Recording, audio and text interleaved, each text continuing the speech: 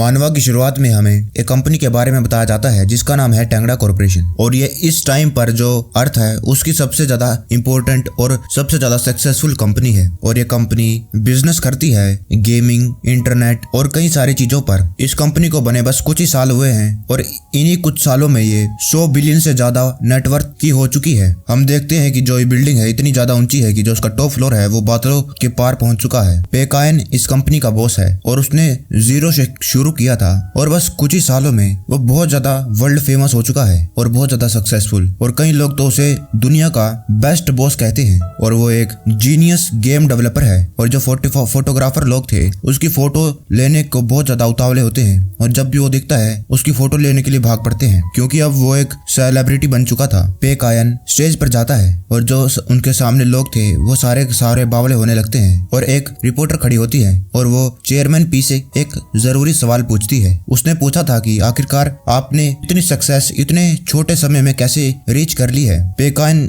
अजीब सा जवाब देता है। वो कहता है कि जो ये मेरी सफलता है वो बस लक का कमाल है और मुझे तो ये कभी चाहिए ही नहीं था और ना मैंने ये कभी सोचा था। दरअसल मैं तो बस 50,000 गंवाना चाहता था लेकिन मैं एक बिलियनर बन गया। और अब हम देखते हैं कि आखिरकार ये सब शुरू कैसे हुआ और वो इतना ज्यादा सक्सेसफुल और अमीर कैसे बना। और अब हम 2009 में जो हैंगडोंग यूनिवर्सिटी है उसका सीन दिखाया जाता है। पी कायन का दोस्त उसे उठाता है और कहता है कि भाई जल्दी उठ जा नहीं तो हम लेट हो जाएंगे, जल्दी उठ। वो कहता है कि भाई जल्दी उठ जा, क्लास प्रेसिडेंट ने मीटिंग रखी है, अगर लेट हो गए तो वो हमें पनिश करेगा। उसका दोस्त कहता है कि मैं तो जा रहा हूँ भाई, आप तो उठ चुका है और जल्दी आ जाना। पी कायन 19 साल का यूनिवर्सिटी का स्टूडेंट है। वो अभी उठता है और कहता है कि मेरा सर दुखने लग रहा है। वो सोचने लगता है कि ये मैं कहाँ पर आ गया हूँ और फिर वो रियलाइज करता है कि वो तो अपने यूनिवर्सिटी के हॉस्टल के कमरे में है और वो घबरा जाता है कि वो 2009 में पहुंच गया, मैं तो 2019 में था और मैं 10 साल पास्ट में कैसे आ गया। और वो अपने गाल पर चोटी बांटता है कि यह एक सपना है, लेकिन उसको दर्द होता है और वो कहता है कि नहीं ये तो सब सच है। तभी एक ब्लू स्क्रीन पॉपअप होती है। ये ब्लू स्क्रीन एक वेल्थ कन्वर्जन सिस्टम है और जो ये सिस्टम है पी कायन को पैसे देती है और उसको कोई फर्क नहीं पड़ता है कि जो पी कायन है इससे पैसे कमाए या इस सारे के सारे पैसे को गवा दे। और सिस्टम उसको बताता है कि अगर वो 1 लाख रुपए कमाता है प्रॉफिट तो उसे बस 1,000 रुपए ही मिलेगा जो वो अपनी असली वर्ल्ड में इस्तेमाल कर सकता है। लेकिन अगर वो 1 लाख रुपए को गवाता है तो 1 लाख के 1 लाख रुपए उसे मिल जाएंगे और वो उसका कैसे भी इस्तेमाल कर सकता है। और पे कायन सोचने लगता है कि ये तो बहुत अच्छी बात है क्योंकि पैसे कमाने से ज्यादा आसान पैसे गवाना है और ऐसे तो मैं बहुत ही जल्दी अमीर बन जाऊंगा। पी कायन कहता है कि मेरे पास बहुत ही बड़ी आइडिया है, मैं एक कंपनी शुरू करता हूँ। वो उस कंपनी का नाम टेंगड़ा रखता है। पी कायन बहुत ज्यादा खुश था क्योंकि उसे मालूम था कि वो इस कंपनी को बहुत ही जल्दी घाटे में पहुंचा देगा और जो उसे सिस्टम ने 50,000 रुपए दिए हैं वो 50,000 उसके हो जाएंगे। पी कायन फ्यूचर से आया था तो उसको मालूम है कि फ्यूचर में कौन सी कंपनी बहुत ज्यादा पैसा कमाने वाली है और कौन सी चीजों से उसे दूर रहना है जो फ्यूचर में और ज्यादा सक्सेसफुल हो सकती है। पी कायन जल्दी से जल्दी इस कंपनी को घाटे में पहुंचाने वाला था ताकि उसको रियल लाइफ में अच्छे खासे पैसे मिल सके। पी कायन ने कंपनी तो बना ली थी लेकिन उस कंपनी में वो क्या करने वाला था उसे कुछ मालूम नहीं था। पी कायन अपने दिमाग में मीटिंग बिठाता है कि उसने कंपनी तो बना ली लेकिन अब इस कंपनी में वो क्या करेगा। वो कहने लगते हैं कि उन्हें एक ऐसी फील्ड में जाना चाहिए जो बहुत ज्यादा पॉपुलर नहीं है। और वैंग कहने लगता है कि पैसा कमाना इस सिस्टम से बहुत ज्यादा इजी है लेकिन कई सारे रूल है। वो इलीगल इन्वेस्टिंग नहीं कर सकता है, वो क्रिप्टो करेंसी नहीं खरीद सकता है और वो जानबूझकर किसी आइटम को महंगा नहीं खरीद सकता है। उसे ये पसंद नहीं था कि उसे इतने सारे रूल फॉलो करने पड़ेंगे और अगर उसने कोई भी रूल तोड़ा तो उसे पनिशमेंट मिलेगी। और पे कायन सोचने लगता है कि जो ये वर्ल्ड है इतना ज्यादा अलग नहीं है जो उसका ओरिजिनल वर्ल्ड है उससे। बस इस वर्ल्ड में थोड़ी सी टेक्नोलॉजी बहुत ज्यादा तेजी से प्रोग्रेस कर रही है और जो कॉपीराइट प्रोटेक्शन लॉज हैं वो भी बहुत ज्यादा स्ट्रॉन्ग है। और फिर पी कायन को आइडिया आता है कि वो गेमिंग फील्ड में जाना चाहता है। गेमिंग फील्ड बहुत ज्यादा एक्सपेंसिव है और वो बहुत ही जल्दी उसमें बहुत ज्यादा पैसा गवा देगा। गेम को बनवाना बहुत ज्यादा महंगा पड़ता है और अगर कोई गेम बढ़िया नहीं होती है वो बहुत ही जल्दी बहुत सारा पैसा गवा देती है। और इसलिए पी कायन एक ऐसी कंपनी शुरू करना चाहता है जो बहुत सारा पैसा गवाए और ऐसा करते करते वो बहुत ज्यादा अमीर बन जाएगा। वो दुनिया के सबसे घटिया सबसे गंदी गेम बनवाएगा और बहुत ज्यादा घाटे में चला जाएगा, जिससे वो बहुत ज्यादा सिस्टम से पैसे कमाएगा। पी काइन अपने सपनों में खो गया था कि वो करोड़पति बन गया है और उसके आसपास पैसे उड़ रहे हैं, लेकिन पी काइन को ये भी ध्यान रखना था कि वो जो ट्रेंडिंग गेम है उन्हें कभी नहीं बनाएगा और जो फ्यूचर में पॉपुलर हुई थी उनसे भी दूर रहेगा। पी काइन अपने कमरे में अकेला था और वो गेम के आइडिया के बारे में सोच रहा था। उसे लग रहा था कि इसे तो बनाना बहुत ज्यादा मुश्किल है, मैंने तो सोचा था ये बहुत ज्यादा आसान होगा। और थोड़ी देर बाद वो सोचता है कि उसे एक ड्राइविंग गेम बनानी चाहिए। वो उस गेम का बस थोड़ा सा डिजाइन बनाएगा और किसी और को ये गेम बनाने को दे देगा और वो कहता है कि वो इस गेम को इतना ज्यादा घटिया बनाएगा, इतना ज्यादा घटिया बनाएगा कि बस 2 हफ्तों में ही मैं अपने सारे के सारे पैसे लॉस कर दूंगा। लेकिन उसके लिए उसे 50,000 रुपए गंवाने थे और इसीलिए वो सोचता है कि वो सारे के सारे पैसे गेम के डेवलपमेंट में और उसकी प्रमोशन में लगा देगा और फिर 2 ही हफ्तों में वो सारे के सारे पैसे लॉस कर देगा। ये तो बहुत ही ज्यादा बढ़िया प्लान है। और 20,000 रुपए जो गेम में गाड़ी थी उस पर लगा देता है और दूसरे 20,000 रुपए जो गेम के आसपास पहाड़ थे उसको बनवाने में लगा देता है। लेकिन क्या पता लोग इस गेम को खेलने लग जाएं, इसीलिए मुझे कुछ और अलग करना होगा जिससे जो गेम खेलने वाला है वो इस गेम को खेलते ही छोड़ दे। और फिर पी काइन को एक आइडिया आता है और वो इस गेम में कई सारे लेफ्ट राइट मोड रखेगा ताकि जो ये गेम है बहुत ज्यादा मुश्किल बन जाए। और वो इस गेम को इतना ज्यादा हार्ड बनाएगा कि जो प्लेयर है उसको अपनी रियल लाइफ के 8 घंटे लगातार चलाना होगा ताकि वो जो इस गेम का सिर्फ लेवल 1 है वो पार कर सके। और कहता है कि ये तो बहुत ही बढ़िया प्लान है और मैं तो एक बहुत ज्यादा जीनियस हूँ और कोई भी इस गेम को अब पसंद नहीं करेगा। 2 घंटे बाद उसकी गेम जो उसका डेमो था वो तैयार हो जाता है और कहता है कि चलो एक बार मैं खुद इसको ट्राई करके देखता हूँ। और पी काइन उस गेम को बस थोड़े सी मिनटों के लिए खेलता है और कहता है कि ये गेम तो बहुत ज्यादा घटिया है और मुझे खुद यकीन नहीं हो रहा है कि मैंने इतना घटिया गेम बना दिया। ये तो बहुत ज्यादा बोरिंग भी है, ये गेम बोरिंग, घटिया और बहुत ही ज्यादा डिफिकल्ट है। और वो बहुत ज्यादा खुश था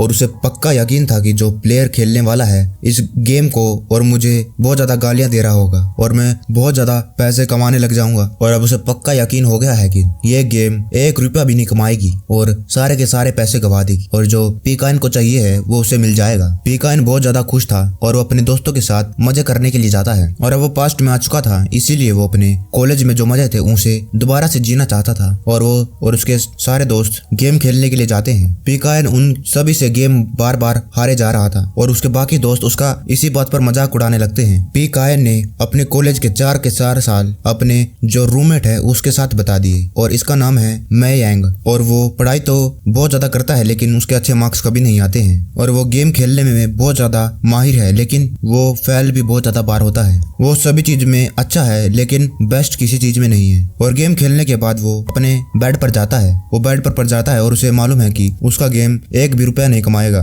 और उसे बहुत ही जल्दी 50,000 मिलने वाले हैं। ये कितना बढ़िया प्लान है। और अपने मन सोचता है कि वो लैपटॉप खरीदेगा, कई सारी गेम खरीदेगा और इतना सब वो सोच ही रहा था। हमें एक यूट्यूबर से दिखाया जाता है जो एक गेम खेल रहा था और वो पैसे कमाता है जब कंपनियां उसको पैसे देती है उनकी गेम खेलने के लिए। और जो काओ लैंग है वो बहुत ज्यादा घबराने लगता है क्योंकि अभी इस हफ्ते में कोई भी नई गेम रिलीज नहीं हुई है और उसको कोई भी पैसे नहीं मिले हैं और इसके यूट्यूब पर व्यूज भी बहुत ज्यादा कम आने लग गए हैं। और फिर वो कोई नए गेम को ढूंढ रहा था तभी उसे पी काइन की गेम दिखती है। इस गेम का नाम था लोनली डेजर्ट हाईवे और बस ये 1 रुपये में बिक रही थी। और वो बंदा काओ कहता है कि बस इतनी सस्ती, मुझे नहीं मालूम था गेम्स इतनी भी सस्ती बिकती है। और वो गेम के बारे में थोड़ा पढ़ता है, उसमें लिखा था कि ये गेम प्लेयर्स की जिंदगी बदल देगी।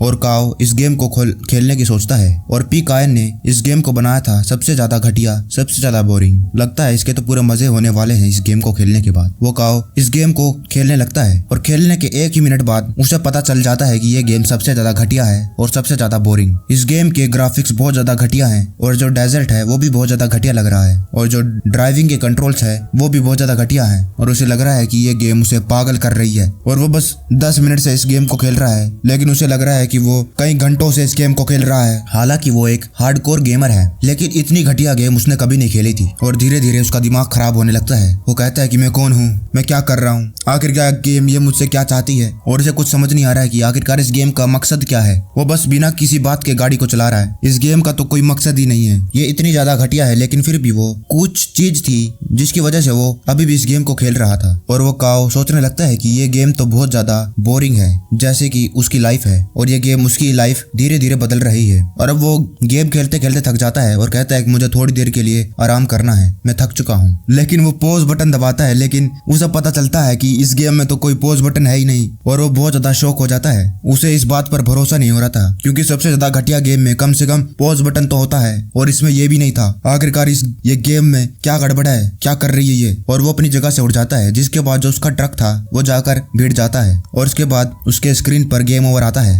काओ पूरा बावला हो गया था क्योंकि वो आधे घंटे से इस ट्रक को चला रहा था और अब गेम उसे सीधा जीरो से स्टार्ट करने को कह रही है। और फिर वो सोचता है कि वो इस गेम को अपने यूट्यूब चैनल पर खेलेगा और कम से कम थोड़े व्यूज तो आएंगे इस घटिया गेम की वजह से। जो काओ था अपनी वीडियो को यूट्यूब पर अपलोड कर देता है और 2 हफ्ते बाद वो काओ बताता है कि इस गेम में जो ट्रक है ऐसा लगता है कि तुम असली ट्रक को चला रहे हो, लेकिन ट्रक को चलाने का कोई मकसद ही नहीं है। और वो लगातार 8 घंटे से उस गेम को खेल रहा है और उस ट्रक को चला रहा है। उसने अपनी आंख को भी स्क्रीन से दूर नहीं हटाया और उसके बाद 8 घंटे पूरे होने के बाद वो उस गेम को पार कर लेता है और उसे कोई प्राइज नहीं मिलता है, बल्कि उसके सामने एक पॉपअप आता है कि बधाई हो, तुमने अपनी जिंदगी के 8 घंटे बर्बाद कर दिए हैं। भाई साहब, इस गेम ने उसकी बेइज्जती कर दी थी और वो ज्यादा गुस्से में आ जाता है और अब उसका और ज्यादा इंटरेस्ट इस गेम में बनने लग गया। जो उसके यूट्यूब चैनल पर व्यूज थे उन लोगों ने कमेंट कर रखा था कि जो ये गेम है बहुत ज्यादा मुझे इंटरेस्टिंग लग रही है और मैं भी इस गेम को जरूर खेलूंगा। और जो पी कायन था वो इसकी वीडियो देख रहा था और कमेंट पढ़ रहा था और उसे कुछ समझ नहीं आ रहा था कि आखिरकार ये क्या हो रहा है। मैंने इतनी घटिया गेम बनाई है और फिर भी ये लोग गेम खेलने की बात कर रहे हैं। पी कायन सोचने लगता है कि लोगों को तो ये गेम बहुत ज्यादा घटिया लगनी चाहिए थी, लेकिन लोगों को तो ये गेम पसंद आ रही है और उसे कुछ समझ नहीं आ रहा था कि आखिरकार ये लोग कितने ज्यादा पागल हैं, इतनी घटिया गेम खेलने के लिए तैयार कैसे हो गए। 20,000 लोगों ने उसकी गेम को खरीद लिया और जो 50,000 वो कमाने वाला था सिस्टम से, वो सारे के सारे चले गए क्योंकि वो 50,000 से ज्यादा रुपए कमा रहा था और अब वो उसके प्रॉफिट में आने लग गए। और वो उन लोगों को समझाता है कि मैंने एक गेम जानबूझकर इतनी घटिया बनाई है और तुम लोगों को ये गेम नहीं खेलनी चाहिए। लेकिन पी कायन के मुंह में से खून निकल जाता है जब वो लोग कहते हैं कि उन लोगों को ये गेम बहुत ज्यादा पसंद आ रही है और ये एक नया ही कॉन्सेप्ट है और क्योंकि सिस्टम ने उसे पास्ट में भेज रखा है और अब जो उसका प्रॉफिट हो गया है उससे उसको सिर्फ थोड़े से चिल्लर मिले हैं। उसने प्रॉफिट में 70,000 रुपए कमाए हैं लेकिन उसको सिर्फ 700 रुपए मिले हैं, इसीलिए वो नुकसान करके पूरे 50 के 50,000 कमाना चाहता था और ये उसके लिए बहुत ज्यादा आसान होता, लेकिन उसका प्लान सब बर्बाद हो गया और अब उसे दूसरा प्लान सोचना पड़ेगा ताकि वो जो ये पैसे कमा रहा है उसे गवा सके। और फिर उसे एक आइडिया सूझता है और जो उसका दोस्त था मियांग उसे बुलाता है क्योंकि उसको मालूम था जो इसका दोस्त मियांग है सब कुछ गड़बड़ कर देता है और अगर वो उसे पार्टनर बनाएगा तो वो पक्का उसे घाटे पे घाटे दिलाएगा। जो उसका दोस्त मियांग था वो थोड़ा सा चौंक जाता है क्योंकि पी कायन ने उसे किसी चीज के लिए मदद मांगी थी और पी कायन उसे डिनर पे ले जाता है, उसे वो महंगे महंगे खाने खिलाता है। और जो उसका दोस्त था मियांग उसे समझ नहीं आ रहा था कि पी कायन इसको इतना ज्यादा महंगा खाना क्यों खिला रहा है और वो खाने के पूरे मजे ले रहा था। और मियांग पूछता है कि क्या तुम अमीर बन गए हो इतनी जल्दी, क्या बात है। लेकिन जो पी कायन था अंदर ही अंदर से बहुत ज्यादा दुखी था। वो कहता है कि हाँ मैंने बस थोड़े से ही कमाए हैं 700, कहा हमें 50,000 और मैंने सिर्फ 700। और अब उसके पास 30 दिन है जिसके अंदर उसे 3 लाख से ज्यादा पैसे गंवाने हैं यानी लॉस करना है। और अगर उसने सारे के सारे पैसे गंवा दिए तो 3 के 3 लाख रुपए उसके हो जाएंगे और वो इतनी ज्यादा मेहनत करेगा किसी ने सोची ना होगी, फिर भी वो 3 लाख रुपए नहीं कमा पाता रियल लाइफ में। और पी कायन कहता है कि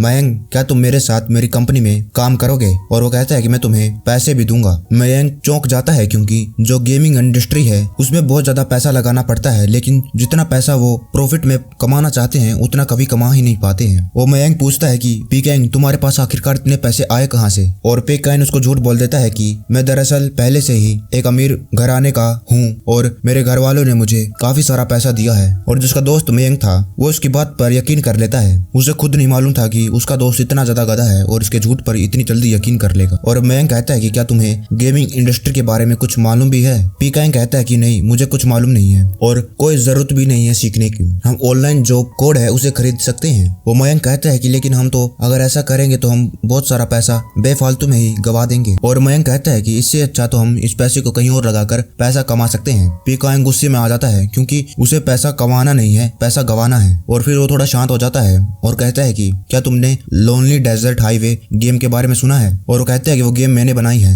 मयंक को ये बात पर भरोसा नहीं था, मयंक पूरा चौंक गया था और कहता है कि क्या सच्ची में तुमने उस गेम को बनाया है। और अब वो उस पर भरोसा कर लेता है और कहता है कि मैं तुम्हारे साथ काम करने को तैयार हूँ। वो फटाफट भागता है और किताबों की दुकान पर जाता है। पी कायन सोचता है कि मयंक तो बहुत ज्यादा मेहनत कर रहा है और ये मेरी कंपनी के लिए अच्छा नहीं है। कुछ घंटे बाद मयंक वापस आता है और अपने साथ ढेर ढेर सारी गेम डेवलपमेंट वाली किताबें लेकर आता है। वो अपने साथ कई सारी गेम डेवलपमेंट और गेम के कई सारे अलग अलग चीजों की किताबें लेकर आया था। मयंक कहता है कि मैं तुम्हें वादा करता हूँ मैं इन सब भी बुक को पढ़ूंगा और इन सब भी बुक को पढ़कर सब कुछ सीखूंगा ताकि हम एक साथ काम कर सकें। पी कायन कहता है कि तुम्हें ये सब करने की जरूरत नहीं है। जो गेमिंग इंडस्ट्री है वो हर वक्त बदलती रहती है और जो किताबें तुम उठाकर लाए हो पहले ही आउटडेटेड हो चुकी है। और पी कायन उसको समझाने लगता है कि हम बिना कुछ किए भी गेम बना सकते हैं, लेकिन फिर भी वो कहता है कि मैं अपनी पूरी कोशिश करूंगा। वो एक बुक को पढ़ने लगता है और जल्दी सो जाता है। पी कायन को पूरा भरोसा था कि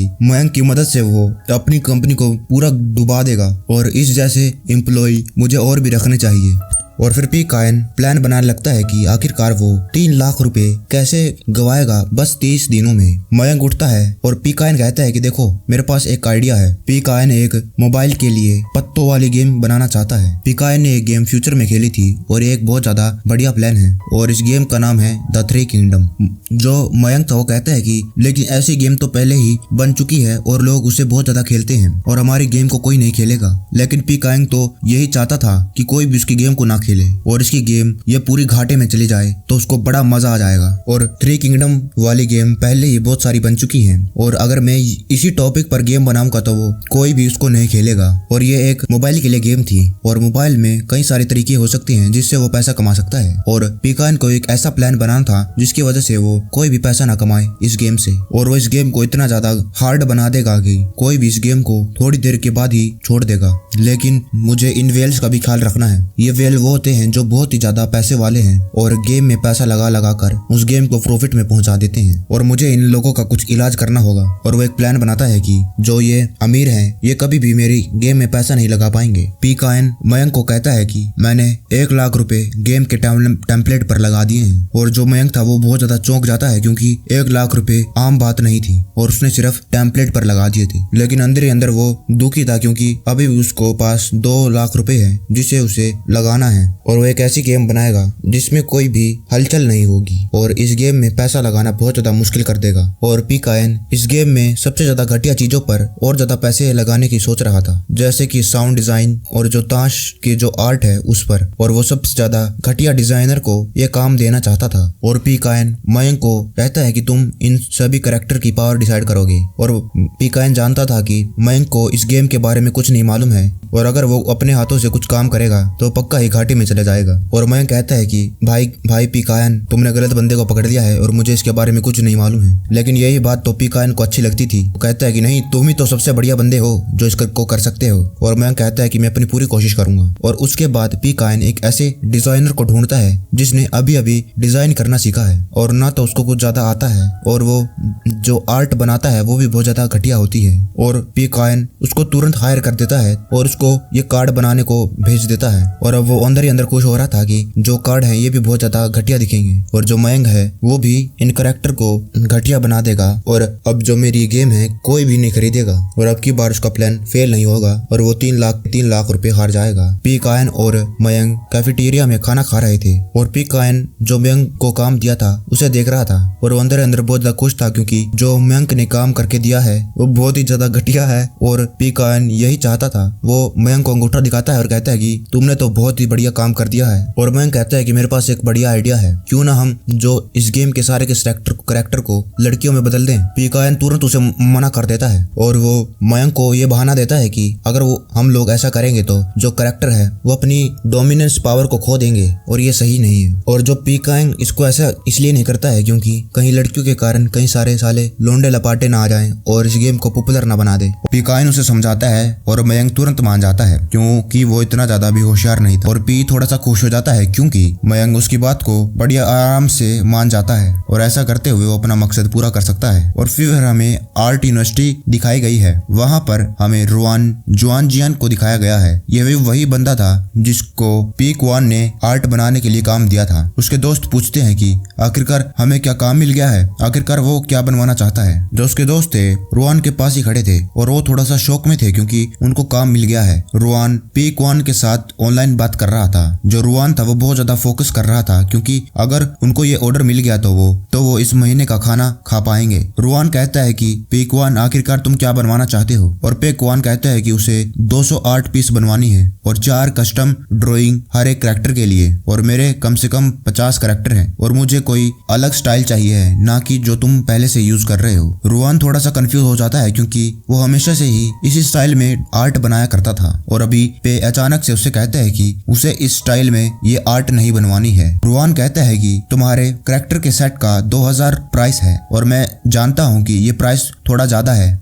लेकिन जो पेक्वान था वो तो अपने मन में कह रहा था कि ये प्राइस तो बहुत ज्यादा कम है और इतने में मैं अपने 2 लाख बचे हुए पैसे कैसे खत्म कर पाऊंगा। और पेक्वान कहता है कि जो तुम ये आर्ट बनाने वाले हो ये बहुत ज्यादा मेहनत का काम है और इसीलिए अच्छा होगा कि तुम 3000 रुपए चार्ज करो एक कैरेक्टर के सेट का। जो रुआन था वो पूरा चौंक जाता है क्योंकि पहली बार किसी कस्टमर ने उससे पैसे बढ़ाने की बात करी है, जबकि बाकी तो पैसे कम करने की बात करा करते थे। पेक्वान उसे वो लिस्ट पकड़ा देता है, भाई ये मेरे कैरेक्टर है और इसकी तुम्हें आर्ट बनानी है। रुआन घबराने लगता है क्योंकि जो लिस्ट थी उसके ऊपर उन कैरेक्टरों की ज्यादा इन्फॉर्मेशन नहीं थी और वो डर रहा था कि कहीं वो एक अच्छा काम नहीं कर पाएगा। पेक्वान कहता है कि तुम चिंता मत करो, मुझे तुम पर पूरा भरोसा है और तुम जैसी आर्ट दोगे मैं वैसी की वैसी एक्सेप्ट कर लूंगा और तुम्हें ना दोबारा कहूंगा कि इसे ठीक करके दो। रुआन पूरा हैरान था क्योंकि उसको पहले ऐसा कभी क्लाइंट नहीं मिला था और पेक्वान खुश था क्योंकि उन्होंने कॉन्ट्रैक्ट को साइन कर लिया था और अब उसे बस गेम के और पार्ट में पैसे लगाकर अपने पैसे बर्बाद करने हैं और वो एक भी पैसा मार्केटिंग पर इस्तेमाल नहीं करेगा क्योंकि वो चाहता ही नहीं है कि लोगों को इसके बारे में पता चले और वो लोग इस गेम को खेलें। और वहीं दूसरी तरफ रुआन इस चीज के बारे में अपने दोस्तों को बताता है कि हमको काम मिल गया है और हमें जल्दी से जल्दी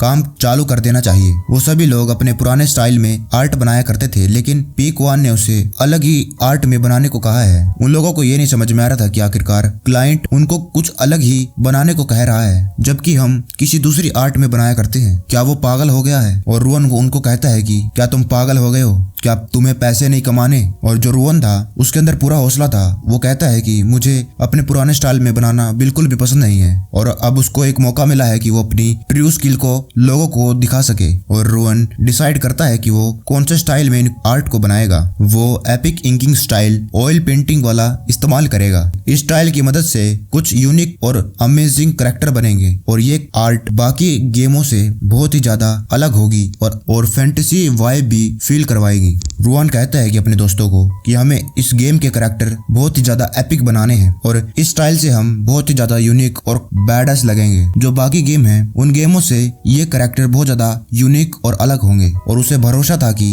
वो ऑयल पेंटिंग स्टाइल से एक यूनिक और गजब का आर्ट बनाएगा। उसके दोस्त कहने लगते हैं कि हमको तो इस आर्ट में बनाना आता ही नहीं है। रुआन कहता है कि तुम लोगों को चिंता करने की कोई जरूरत नहीं है, आर्ट मैं बनाऊंगा लेकिन छोटी मोटी जो गलतियां होगी उसे तुम लोग ठीक कर देना। उसके दोस्त कहने लगते हैं कि ये तो बहुत बढ़िया प्लान है और अगर ये गेम बहुत ही ज्यादा सक्सेसफुल हो गई तो हम कॉलेज खत्म करने के बाद अपना खुद का एक आर्ट स्टूडियो खोल सकते हैं। रुआन बहुत ही ज्यादा मोटिवेटेड था इस काम को करने के लिए। 3 हफ्ते बीत चुके हैं। जो रुआन था लगातार काम कर रहा था और अब वो बहुत ही ज्यादा थक चुका था और आखिरकार उसने काम कंप्लीट कर दिया था और जो उसके टीममेट थे वो भी बहुत ज्यादा थक चुके थे इस सभी काम को कंप्लीट करने में और ऐसा लग रहा था कि जैसे वो लोग मर गए हैं। और रुआन इस प्रोजेक्ट को पेक्वान को भेज देता है और वो आर्ट उसके पास डाउनलोड हो रहा था और वो थोड़ा सा हैरान था क्योंकि रुआन ने उसकी आर्ट को बहुत जल्दी बना दिया। पेक्वान थोड़ा सा दुखी हो जाता है क्योंकि 3 लाख में से अभी भी 5000 रुपए बचे हुए थे और उसको कुछ समझ नहीं आ रहा था कि आखिरकार वो इन 5000 को कहां पर वेस्ट करे और वो इस गेम को पोस्टपोन भी नहीं कर सकता है। अगर वो ऐसा करेगा तो जो सिस्टम है उसे पैसा भी देरी से देगा। और आखिरकार वो फाइल डाउनलोड हो जाती है और अपने मन में सोचता है कि इसने पक्का ही कुछ घटिया चीज बनाई होगी, लेकिन जैसे ही वो आर्ट को देखता है वो बहुत ज्यादा ब्यूटीफुल थी और अमेजिंग। ऐसी आर्ट उसने पहले कभी नहीं देखी थी और पेक्वान अपने ही मन में चुल्लू भर पानी में डूब के मर जाता है। कहता है कि ये तो बहुत ज्यादा अमेजिंग है और ये क्या सच्ची में 700 रुपए में उसने बनाई है? क्या वो मेरे साथ मजाक कर रहा है? क्या ये सच्ची में रुआन ने बनाई है? पूरा रोने लगता है। रुआन ने उसको इसलिए काम दिया था क्योंकि उसकी जो आर्ट थी वो इतनी ज्यादा बढ़िया नहीं थी, लेकिन उसने तो इतनी खतरनाक आर्ट बना दी और मुझे नहीं मालूम था कि वो कुछ ऐसा भी बना पाएगा। ये और कंपनियों के लिए तो बढ़िया बात होगी लेकिन मेरे लिए तो। और वो फिर से अपने दिमाग में मीटिंग बिठाता है। उसे जल्दी से कुछ सोचना होगा, नहीं तो उसकी जो गेम है वो बहुत ज्यादा पॉपुलर हो जाएगी। और फिर उसे याद आता है कि वो प्रमोशन पे एक भी पैसा नहीं लगाएगा जिसके बाद किसी को उसके गेम के बारे में पता नहीं चलेगा और वो गेम लॉस में चली जाएगी। और ना ही हमने इस गेम पर कोई ज्यादा फीचर डाले हैं और इसीलिए जो प्लेयर है उसे ज्यादा मजा नहीं आएगा। और अगर प्लान सही काम कर लिया तो लोगों को इस गेम के बारे में पता भी नहीं चलेगा और जिनको पता चलेगा वो गेम को तभी डिलीट कर देंगे। मोयन आता है, तुम क्या देख रहे हो? मोयन आता है और देखता है कि ये क्या बात है, ये आर्ट तो बहुत ज्यादा अमेजिंग है। और फिर पीक क्वान गेम का नाम रखता है गोस्ट जनरल आ रेगुलर कार्ड गेम। और ऐसा करने से किसी को नहीं मालूम चलेगा कि इस गेम का नाता थ्री किंगडम के साथ है और ऐसा करके कोई भी उसकी गेम को ढूंढ भी नहीं पाएगा। वहीं दूसरी तरफ रुआन और उसके दोस्त काम खत्म करने के बाद जो पैसे मिले हैं उससे पार्टी कर रहे थे। रुआन के दोस्त उससे पूछते हैं कि क्या तुम्हें मालूम है कि ये गेम कब रिलीज होगी? रुआन कहता है कि मुझे खुद नहीं मालूम है, लेकिन मुझे यह मालूम है कि इस गेम का नाम गोस्ट जनरल है। और रुआन कहता है कि रुको एक बार मैं प्ले स्टोर पर देखता हूँ। और वो देखता है कि जो गेम है वो पहले ही रिलीज हो चुकी है। उसको विश्वास नहीं हो रहा था कि आज सुबह ही तो मैंने उसको अपनी आर्ट दी है और शाम तक उसने गेम भी रिलीज कर दी। जो गेम का डिस्क्रिप्शन है वो बहुत ज्यादा बोरिंग है और बताता है कि बस ये एक आम सा कार्ड गेम है। रुआन और उसके दोस्त गेम को खोलने लगते हैं कि आखिरकार देखते हैं कि इस गेम को आखिरकार हमने इतनी मेहनत करी है इन आर्ट को बनाने में और ये गेम कैसी लग रही है। और वो लोग कार्ड को चुनने लगते हैं। उन तीनों को रेयर कार्ड मिलते हैं और रुआन कहने लगता है कि ये क्या हो रहा है, लगता है ये गेम अभी भी टेस्टिंग स्टेज में है इसीलिए सबको रेयर कार्ड मिल गए हैं। उसका दोस्त कहता है कि ये देखो ये गेम शॉप में सिर्फ एक ही आइटम है और 30 रुपए का एक परमानेंट मेंबरशिप कार्ड मिल रहा है और शॉप में कोई भी लेवल और कोई भी और चीज खरीदने का ऑप्शन ही नहीं है। और रोहन कहता है कि शायद ये गेम अभी भी टेस्टिंग स्टेज में है इसीलिए वो पीक वन को मैसेज करता है कि आखिरकार ये क्या हो रहा है। और रोहन कहता है कि क्या जो बाकी के आइटम है फाइनल वर्जन में ऐड होंगे क्या? पीक वन कहता है कि यही गेम का फाइनल वर्जन है और हम कुछ भी शॉप में नहीं डालने वाले हैं। रोहन पूरा कंफ्यूज हो जाता है क्योंकि गेम में तो अभी कुछ है ही नहीं, ना कोई लेवल है और ना ही शॉप में कोई आइटम है, बस सिंपल सी कार्ड गेम है। और पीक वन कहता है कि ये सबसे ज्यादा बेस्ट स्ट्रेटजी है पैसे कमाने की, लेकिन असलियत में तो वो बहुत ज्यादा पैसे लॉस करना चाहता था और इसीलिए उसने बहुत कम खरीदने वाले ऑप्शन दिए हैं उस गेम में। और रोहन कहता है कि क्या इस गेम को प्रमोट करने के लिए कोई प्रमोशन भी है, क्योंकि उसे लग रहा था कि ये गेम पर ज्यादा इंस्टॉल नहीं है और इसीलिए कोई प्रमोशन करने वाले होंगे ये लोग। और पीक वन कहता है कि कोई भी प्रमोशन नहीं होगी क्योंकि हमारे पास अब कोई भी पैसे नहीं है, सारे के सारे 3 लाख हमने इसी गेम पर लगा दिए हैं। पीक वन का यही प्लान था। रोहन थोड़ा सा दुखी हो जाता है क्योंकि पीक वन ने उन लोगों को अच्छे खासे पैसे दिए हैं और इसी कारण उसके पास अब कोई पैसे बचे नहीं है। रोहन अपने दोस्तों को यह बात बताता है और वो उसके दोस्त कहने लगते हैं कि हमें कोई प्लान करना होगा और इस गेम को प्रमोट करना होगा और बिना प्रमोशन के तो कोई भी इस गेम को कभी ढूंढ ही नहीं पाएगा। और रोहन कहता है कि मेरे पास एक आइडिया है, हम लोग इतने ज्यादा पॉपुलर नहीं है लेकिन हमारा जो आर्टिस्ट ग्रुप है उसके अंदर हम इस गेम को प्रमोट कर सकते हैं। उनके साथ बात करके हम एक तरीका ढूंढ सकते हैं जिससे हम इस गेम को प्रमोट कर सकते हैं। वहीं दूसरी तरफ मोयन दुखी था क्योंकि बस 3-4 लोगों के अलावा किसी और ने उनकी गेम को डाउनलोड भी नहीं किया है। लेकिन पीक वन बहुत ज्यादा अंदर खुश था क्योंकि उसका प्लान है वो सक्सेसफुल हो रहा है। और पीक वन मोयन को कहता है कि ऐसा तो होता ही रहता है, तुम्हें दुखी होने की कोई जरूरत नहीं है। लेकिन अंदर से वो बहुत ज्यादा खुश था और अब वो पक्का ही पैसे हार जाएगा, कोई भी उसकी गेम को ढूंढ नहीं पाएगा और वो 3 के 3 लाख रुपए उसके हो जाएंगे। मोयन दोबारा से वेबसाइट को रिफ्रेश करता है और वो खुश हो जाता है और कहता है कि हमारी गेम को 5 स्टार रिव्यू मिल गया है और कई सारे डाउनलोड भी आ गए हैं। पीक वन हैरान था, उसे खुद नहीं मालूम था कि आखिरकार ये क्या हो रहा है। वो कहता है कि तुमने क्या कहा? उस गेम के कई हजार 5 स्टार रिव्यू हो चुके थे और कई सारे लोगों ने उस गेम को डाउनलोड कर दिया था। वैंग को ये विश्वास नहीं हो रहा था और डिप्रेशन में जाने लगता है। भाई इसको हार्ट अटैक आएगा देख लो। वो कहता है कि आखिरकार मेरे से क्या गलती हो गई है। मोयन कहता है कि पीक वन मोयन आता है और कहता है कि ओ भाई पीक वन, हमारी गेम देख कितनी सक्सेसफुल हो चुकी है और जिस गेम को बनाने में उसने मेहनत करी है वो इतनी पॉपुलर हो गई है। और वो बहुत ज्यादा खुश था। पीक वन को कुछ समझ नहीं आ रहा था कि आखिरकार ये कैसे हो गया है। उसने प्रमोशन पे 0 पैसा लगाया था और गेम को जितना हो सके उतना बोरिंग बनाया था, तो आखिरकार क्या गलती हो गई है, ये गेम इतनी ज्यादा पॉपुलर कैसे बन गई। और पीक वन लैपटॉप खोलता है और देखता है कि आखिरकार ये लोग इस गेम को क्यों पसंद कर रहे हैं और वो कमेंट को पढ़ता है। उसे पता लगता है कि ये सभी के सभी लोग जो गेम में आर्ट है उसकी वजह से इस गेम को 5 स्टार रेटिंग दे रहे हैं। लोगों ने कमेंट कर रखे थे कि जो इस गेम की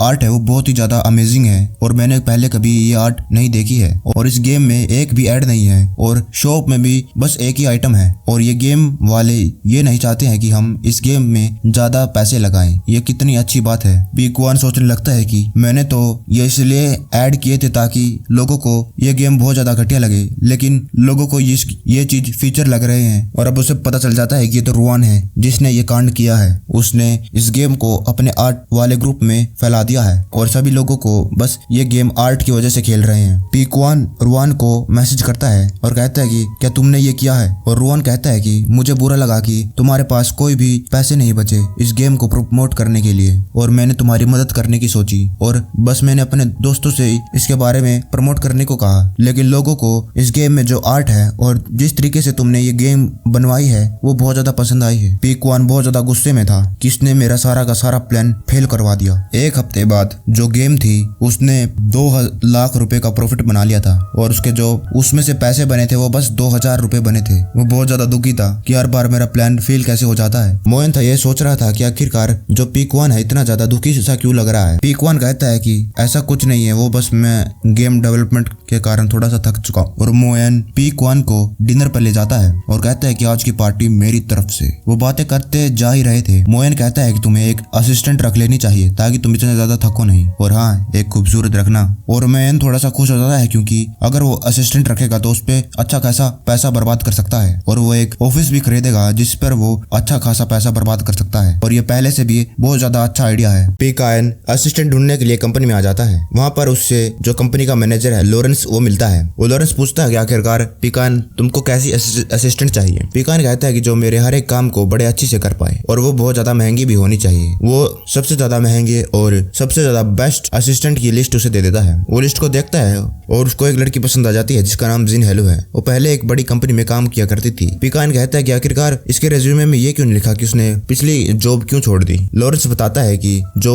जिन हेलो है वो अपने काम में बहुत ज्यादा माहिर है, लेकिन वो बहुत ज्यादा गुस्से वाली है और जो उसका पुराना बॉस था वो बहुत ज्यादा गंदा था और हर बार पीकर टल्ली हो जाता था। एक दिन उसने जिन हेलो को छेड़ दिया, उसको आया गुस्सा, उसने उसको पीट दिया और फिर उसने जॉब भी छोड़ दी। पीकायन कहता है कि ये तो एक स्ट्रॉन्ग वुमन है और मुझे ये पसंद आई। और पीकायन कहता है कि लेकिन मेरे कुछ कंडीशंस हैं और वो ये है कि मैं जो कोई भी डिसीजन लूं चाहे वो कितना ज्यादा अजीब लगे, लेकिन जो असिस्टेंट है उसे बिना कुछ सवाल पूछे मानेगी। वो लॉरेंस कहता है कि हर एक बेस्ट असिस्टेंट यही करता है और जो जिन हेलू है वो भी यही करेगी। और ये पीकायन के लिए सबसे ज्यादा अच्छी बात थी क्योंकि वो नहीं चाहता था कि उसकी जो असिस्टेंट है उसके काम में दखल दे और उसके जो बिजनेस है उसे प्रॉफिट बनाने में मदद करे। 3 दिनों के बाद जिन हेलू आ जाती है और वो उसके नए बॉस पीकायन से मिलती है। उसके बाद वो एक बिल्डिंग खरीद लेता है बहुत ज्यादा महंगी और उसके बाद वो जो जिन हेलो है उसे लिस्ट लिखने को कहता है। वो सभी के सभी जो चीजें हैं सभी की सभी हाईएस्ट क्वालिटी और सबसे ज्यादा महंगी होनी चाहिए। वो लैपटॉप, गेमिंग चेयर, सब कुछ, और जो कंप्यूटर है वो भी पूरे हाई एंड होने चाहिए, जितना हो सके उतना महंगा। और जो हमारी बिल्डिंग में जो प्लांट हो गए वो भी बहुत ज्यादा महंगे होने चाहिए और बढ़िया। और हमारे जो बिल्डिंग में उसमें हम एक अलग सेपरेट जगह रखेंगे जहाँ पर हमारे वर्कर एक्सरसाइज कर सके। वो सारी लिस्ट लिखती है और सोच रहा था इतना सारा पैसा मैं इन चीजों पर बर्बाद कर पाऊंगा बड़ी आसानी से। अब वो दोनों आपस में बढ़िया काम करने लगे थे। जो जिन हेलो है उसके सारे काम देखने लग गई थी। पीकायन को वो सूट खरीदने के लिए ले जाती है और वो वहाँ पर सबसे ज्यादा महंगे कई सारे सूट खरीदता है। जो जिन हेलो है पीकायन को उसके नए अपार्टमेंट पे ले जा रही थी। पीकायन ने 2 अपार्टमेंट खरीद लिए हैं उसी के यूनिवर्सिटी के पास, और जो पीकायन था अभी भी कई सारे यूजलेस और महंगे चीजों को खरीदने की सोच रहा था, जैसे कि ये ट्री, ये प्लांट्स, सोफे वगैरह वगैरह और भी कई सारी चीजें। उसका प्लान सही चल रहा था लेकिन एक दिक्कत थी, जितना पैसा उसने अभी तक बर्बाद कर दिया है वो बहुत ज्यादा कम है और उसे अभी भी बहुत सारा पैसा बर्बाद करना है और उसे भी अभी भी कई सारे लोगों को हायर करना है गेम बनवाने के लिए। और उसे यह ध्यान रखना है कि कहीं वो जो बेस्ट गेम डिजाइनर है या गेम मेकर है उनको कभी भी हायर नहीं करना है, क्योंकि अगर उसने उनको हायर कर लिया तो उसकी गेम चलने लग जाएगी और प्रॉफिट बना लेगी, लेकिन उसे पूरा नुकसान चाहिए है। और पीकायन सोचने लगता है कि उसे एक ऐसे बंदे को हायर करना चाहिए जो मयंक की तरह हो, बस उसकी बातों को बिना कुछ कहे मानने लग जाए। फिर उसे एक बंदा याद आता है। उसे याद आता है कि जो उसके साथ एक स्टूडेंट था वो हमेशा उसके यूनिवर्सिटी में जाता था। उस स्टूडेंट के कई सारे अच्छे दोस्त नहीं हैं और वो पैसे कमाने के लिए कई सारे जो वीडियो गेम हैं उनके एसेट बेचा करता था और अपना सारा का सारा वक्त जो गेमिंग कैफे है वहां पर गेम खेलते हुए बता देता था। और वो सेकंड ईयर में भी लगातार फेल हो गया था और 2 साल के बाद वो स्कूल में से अपना नाम हटवा लेता है। और वो बंदा बहुत ज्यादा अजीब था। जब भी गर्मियां आती सभी हाफ बाजू की शर्ट पहनना चालू करते थे, लेकिन वो फुल बाजू की पहने रखता था। पीकायन को वो बंदा मिल जाता है, उसका नाम बावजू है और वो अपना गेम में पूरा मगन था। वो कहता है कि क्या तुम मुझे ही ढूंढ रहे हो? पीकायन कहता है कि मेरे पास तुम्हारे लिए एक जॉब जॉब है, क्या तुम करने को तैयार हो? वो कह देता है कि मुझे कोई इंटरेस्ट नहीं है। वो उसको ढेर सारे पैसे दिखाता है और कहता है कि तुम्हारा खुद का एक नया ऑफिस होगा और तुम्हारा काम होगा कि तुम सारा दिन गेम खेलो और जो गेम आएगी उनको टेस्ट करो, और जो गेम डिजाइनिंग है उनमें तुम अपनी कई सारी बातें बता सकते हो गेम को इम्प्रूव करने के लिए। पीकाइन सोच रहा था कि जो बाओ जू है वो गेम खेलने में तो अच्छा है लेकिन गेम बनाने में नहीं, और ऐसे वो जो गेम बनाएगा वो बहुत ही घटिया बनेगी। जो बाओ जू था वो बहुत ज्यादा हैरान था क्योंकि पहले कभी भी उसको किसी ने ऐसा चांस नहीं दिया था। और पीकाइन कहता है कि जब तुम ऑफिस में आ जाना वहीं पर हम बाकी बातें करेंगे, और जाते हुए उसे कुछ पैसे दे जाता है ताकि वो अपने लिए नए कपड़े खरीदे और अपनी दाढ़ी वाड़ी बनवा के आ जाए। वो बहुत ज्यादा खुश था क्योंकि पहले किसी ने उसे इतना बड़ा चांस नहीं दिया था। सब उसे पागल समझते थे क्योंकि वो सब सारा दिन गेम खेलता था। पीकाइन ने जो भी नई नई बिल्डिंग खरीदी थी उसके सामने एक बंदा खड़ा होता है। वो जॉब के इंटरव्यू के लिए आया था। इस बंदे का नाम ह्यूंग सीबो है और इसकी जो मंथली इनकम है वो बस 1500 है। और वो यहाँ पर आकर बहुत ज्यादा घबरा गया था क्योंकि जो टेंगडा कॉर्पोरेशन है उसने अभी तक 2 गेम बनाए हैं और दोनों बहुत ही ज्यादा सक्सेसफुल हो गए हैं। जो पहली गेम थी वो ड्राइविंग वाली थी और जो दूसरी थी वो कार्ड गेम थी। जो ह्यूंग सीबो है वो खुद भी एक गेम डिजाइनर है लेकिन वो किसी दूसरी कंपनी के लिए काम करा करता है। और वो जॉब इंटरव्यू देने के लिए एलिवेटर के पास जाता है, तभी जो एलिवेटर का डोर है वो खुल जाता है और उसके अंदर ओल्ड लिलू था। वो उसी कंपनी में एक चीफ गेम डिजाइनर था और ह्यूंग सीबो तो उसके आगे कुछ भी नहीं था। उसकी मंथली सैलरी थी 7000 और वो घबरा जाता है और कहता है कि इस जैसा इतना टैलेंटेड बंदा यहाँ पर क्या कर रहा है। जो बंदा था वो भी समझ आता है कि जो ह्यूंग सीबो है यहाँ पर भी जॉब के इंटरव्यू के लिए आया है और कहता है कि इस कंपनी में तुम्हारा कोई चांस नहीं है कि तुम इस जॉब के लिए सिलेक्ट हो जाओगे। और वो जाते हुए कहता है कि अगर तुम इस जॉब इंटरव्यू के लिए फेल हो गए तो तुम जब कंपनी में आओगे तुम्हें बहुत ज्यादा काम करना पड़ेगा पनिशमेंट के रूप में। और वो घबरा जाता है और वो टॉप फ्लोर पर जाता है। वो बहुत ज्यादा नर्वस था क्योंकि उसे नहीं मालूम था कि वो जॉब उसे मिल भी जाएगी, क्योंकि इतना बड़ा जो टैलेंटेड बंदा अभी मेरे सामने से गया है उसको जॉब नहीं मिली और मुझे तो इतना ज्यादा आता भी नहीं, मुझे कैसे मिल जाएगी। वो वहाँ पर रिसेप्शनिस्ट के पास जाता है। वो देखता है कि जो रिसेप्शनिस्ट है वो दोनों जुड़वा हैं और मैंने पहले ऐसा कभी नहीं देखा है। वो कहता है कि मैं जॉब इंटरव्यू के लिए आया हूँ और वो उसे ले जाती है। वो देखता है जो ऑफिस है उसमें बिल्कुल सबसे महंगा कंप्यूटर सब कुछ है, ये एंड था, फुल चकाचक गेमिंग चेयर, और उसे पीकाइन के पास ले जाती है। पीकाइन ह्यूंग सीबो को बिल्कुल प्यार से बुलाता है और बैठने को कहता है। वो उसे चांदी की कटोरी में चाय देता है। वो देखता है कि ये कप तो चांदी का बना है और आखिरकार जो ये पीकाइन है कितने पैसे खर्च कर रहा है बस इस जगह को चलाने के लिए। और जॉब इंटरव्यू स्टार्ट हो जाता है। जो ह्यूंग सीबो था वो बहुत ज्यादा घबरा रहा था कि आखिरकार अब क्या होगा, लेकिन जो पीकाइन था वो कहता है कि बहुत बढ़िया, तुम्हें जॉब मिल गई और कल से तुम आ जाना। कहता है कि क्या सच्ची में कल से? उसने तो कुछ मुझसे पूछा ही नहीं और मुझे ऐसी ही जॉब मिल गई। और पीकाइन कहता है कि तो ठीक है फिर अब तुम्हारी सैलरी पर बात कर लेते हैं। ह्यूंग सीबो कहता है कि उसे बस जो स्टैंडर्ड सैलरी है वही चाहिए है। अगर उसे जो पिछले कंपनी में 1500 मिलती है वो ही मिल जाएगी, वो भी उसके लिए बहुत होगी, लेकिन वो बस थोड़े से ज्यादा सैलरी के लिए ही नई जॉब ढूंढ रहा था। और पीकाइन कहता है कि इस सिटी में रहने के बहुत ज्यादा एक्सपेंसेस होते हैं, तुम्हें खाने के बारे में देने पड़ता है और तुम जहाँ रहते होगे उसका भी रेंट होगा और कपड़े वपड़े भी खरीदते होगे, अगर तुम्हारी गर्लफ्रेंड होगी उसके भी खर्चे उठाने पड़ते होंगे तुम्हें, तो फिर तुम्हारी सैलरी होनी चाहिए 4000। वो पूरा शौक हो जाता है, इतनी सैलरी तो उसने भी खुद सोची नहीं थी। और पीकाइन कहता है कि हम अपने एम्प्लॉय को सबसे ज्यादा सैलरी देंगे ताकि वो फुल मोटिवेशन से और अच्छे से अपना काम कर पाए। पीकाइन का दोस्त आता है उसके ऑफिस में और वो देखता है वहाँ पर सभी के सभी जो एम्प्लॉय थे वो बस गेम खेल रहे थे, कुछ काम नहीं हो रहा था। और फिर वो पीकाइन के ऑफिस में जाता है और पीकाइन कहता है कि मैंने बहुत ज्यादा अच्छे लोगों को हायर कर लिया है। और पीकाइन उनकी लिस्ट देखने लगता है और मयंक देखता है कि जो उसने बंदे जॉब पर रखे हैं उनमें से तो कई सारे नए हैं और कईयों को तो कुछ आता ही नहीं, और कई सारे लोग तो बहुत ज्यादा जवान हैं और उन्होंने अभी बस शुरू किया है और आते ही इस कंपनी में जॉब मिल गई और किसी ने भी कभी गेम नहीं बनाई है। और वो कहता है कि आखिरकार तुमने इन लोगों को क्यों रखा है। और पीकाइन उससे झूठ बोल देता है कि मैंने नए जवान लोगों को इसलिए रखा है ताकि वो नए आइडिया लाएं और जो बढ़िया और प्रोफेशनल डिजाइनर है उनको इसलिए नहीं रखा क्योंकि वो बस पैसे कमाना चाहते हैं, ना कि जो असली गेम होती है उस पर ध्यान नहीं देते हैं। और जवान लोग हमेशा गेम खेलने के लिए उत्सुक होते हैं और एक अच्छी गेम बनाने के लिए भी। और असल में तो बात ये थी कि अगर वो जो बढ़िया लोग हैं उनको रखता तो वो लोग जो पीकाइन की गलतियां होंगी उनसे सुधार देते और उसके प्लान में अड़चन बन जाते। और पीकाइन कहता है कि मैंने उन लोगों को रखा है जिन लोगों को ज्यादा गेम तो नहीं बनानी आती है लेकिन गेम खेलने में माहिर है। और वो बाइजू का नाम बताता है कि वो एक प्रो गेमर है, उसने कई सारे गेम में टॉप कर रखा है और जब भी कोई कहीं पर अटक जाता तो उसकी वो मदद करता गेम गेम को कैसे पार करने में। और मयंक होता है, वो कहता है कि मैं तुम्हारी बात समझ गया, तुम तो बहुत ही ज्यादा इंटेलिजेंट हो। लीड डिजाइनर है वो तो मुझे नहीं दिख रहा है, वो कहाँ पर है। पीकान कहता है कि मैंने किसी को भी लीड डिजाइनर के रूप में नहीं रखा है क्योंकि वो मैं ही हूँगा। और पीकान ये जानबूझकर करता है क्योंकि अगर कोई और लीड डिजाइनर होगा तो वो अच्छी गेम बनाने पर ध्यान देगा, और अब वो खुद ही लीड डिजाइनर है, उसकी बात को मना नहीं करेगा और वो बहुत ज्यादा घटिया गेम बनाएगा ऐसे। और फिर पीकान कहता है कि अब हमें एक गेम बनानी चाहिए। जो यंग शोबो था वो बहुत ज्यादा खुश हो जाता है कि आखिरकार अब उसे कुछ तो काम करने को मिलेगा, इतने दिन से बस मैं यहाँ पर आकर गेम ही खेल रहा था। और वो अपनी पूरी मेहनत करना चाहता था क्योंकि जो उसकी सैलरी थी वो उसे बहुत अच्छी खासी मिल रही थी। वो सोच रहा था कि वो उसके लिए पूरा ओवर टाइम करेगा और अपनी पूरी जान लगा देगा, और जो बॉस है उसे टॉर्चर करेगा, उसको बड़ा मजा आएगा। और फिर पीकाइन कहता है कि आज फ्राइडे है, इसीलिए सभी को अपने घर जाना चाहिए और आराम करना चाहिए, हम मंडे को काम शुरू करेंगे। वो बाकी सारे लोग कंफ्यूज हो जाते हैं क्योंकि अभी बस 3 ही बजे थे और अभी दोपहर है। और पीकाइन फिर से कह देता है कि हाँ मंडे को भी आने की कोई जरूरत नहीं है क्योंकि मंडे को भी एक छुट्टी का दिन है। पीकाइन भी अपने घर में आराम कर रहा था। अब वो सोचने लगता है कि उसे भी एक गेम के आइडिया के बारे में सोचना पड़ेगा जल्दी, ताकि वो एक घटिया गेम बनाए और बहुत ज्यादा पैसा उसमें लॉस कर दे।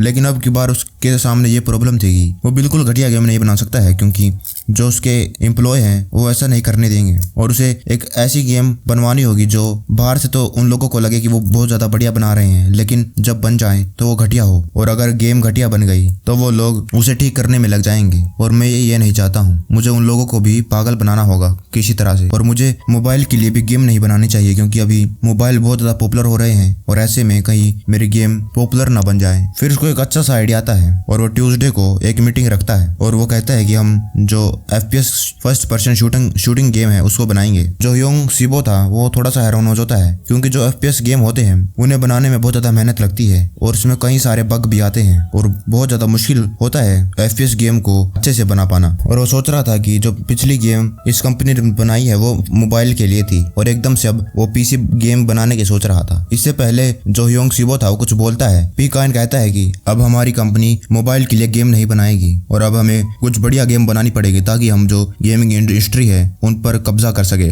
और पीकाइन अब कंपनी का बॉस है तो उन लोगों को उसकी बात तो माननी पड़ेगी। और फिर वो बाओजू और योंग सिबो को दोनों को इंचार्ज बना देता है इस गेम को बनाने का। योंग सिबो पूरा चौंक जाता है क्योंकि उसे इतनी गेम नहीं बनानी आती है और वो एक जूनियर था और सीधा वो गेम का चीफ प्लानर बन गया, और ऐसा बनने में उसे कम से कम 6 साल लगते और उसे पहली जॉब में इतना सब कुछ मिल गया। पीकाइन कहता है कि इस गेम में कई सारी चीज होनी चाहिए, जैसे कि इस गेम में एक स्टोरी मोड होना चाहिए, ना कि बस गेम में जाओ और गोलियां चलाओ। उसका कोई एक मिशन होना चाहिए जो उन्हें पूरा करना चाहिए, और यह गेम बहुत ही ज्यादा आसान होनी चाहिए कि बच्चा भी इसे आराम से पार कर ले। और आखिरी है, इसके अंदर एक 888 रुपए की एक गन होनी चाहिए और वो भी बस थोड़े समय के लिए ही मिलेगी। और अगर जो प्लेयर है उसे मल्टी मोड में खेलना है और या फिर कोई और गन खरीदनी है उसे बहुत ज्यादा पैसे देने होंगे। योंग सिबो उससे कुछ सवाल पूछने लगता है, लेकिन जो पीकाइन था कहता है कि मीटिंग ओवर हो चुकी है और अब हम सभी को चलना चाहिए। वो जाते हुए कहता है कि उन लोगों के पास 1 हफ्ता है और वो एक डेमो बना सकते हैं उतने दिन में। और वो अपने मन में सोचता है कि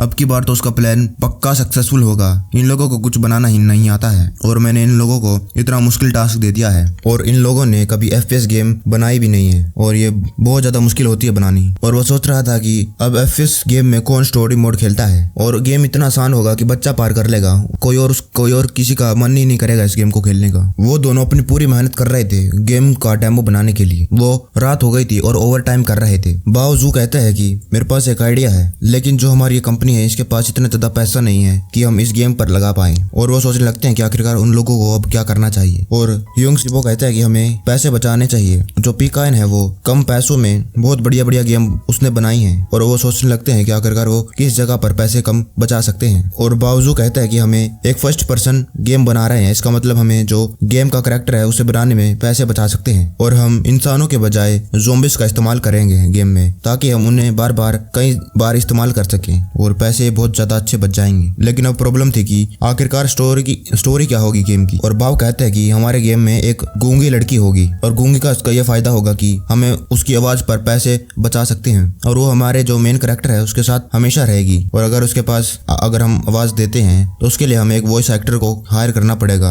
और उसको पैसे भी देने पड़ेंगे। और जो लड़की होगी छोटी, वो जो प्लेयर होगा उसे एक रीजन दिया करेगी ताकि वो उस गेम को खेलता रहे।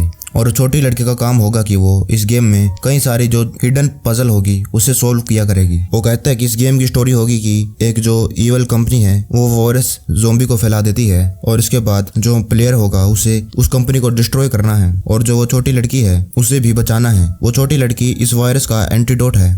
और बावजू कहता है कि हम इसमें जो छोटी लड़की है उसकी मदद से जो जब प्लेयर इन्फेक्टेड होगा वो छोटी लड़की उसको हील कर सकती है, और अगर जो प्लेयर है वो बहुत ज्यादा इंजर होगा तो छोटी लड़की जब उसको हील करेगी तो उसकी हेल्थ भी कम हो जाएगी। वो दोनों इस आइडिया पे बहुत ज्यादा खुश थे और वो अपने सारे के सारे आइडिया लिखने लगते हैं कि उन्हें क्या काम करना चाहिए। और वो ये भी सोच रहे थे कि जो उनका बॉस पीकायन है उन्होंने ये काम उनको इसलिए दिया है ताकि वो अपनी काबिलियत को दिखा पाए, और गेम बनने के बाद वो उसे भेज देते हैं। पीकायन यूनिवर्सिटी में था, वो बहुत ज्यादा बोर हो रहा था और वो बस ये चेक करता है कि उसमें स्टोरी मोड है और जो डिफिकल्टी है वो बहुत ज्यादा इजी है, और जो उसने कहा था कि महंगे वेपन है और वो भी है। वो बस ये चेक करके तुरंत कह देता है कि ठीक है आगे काम करना चालू कर दो।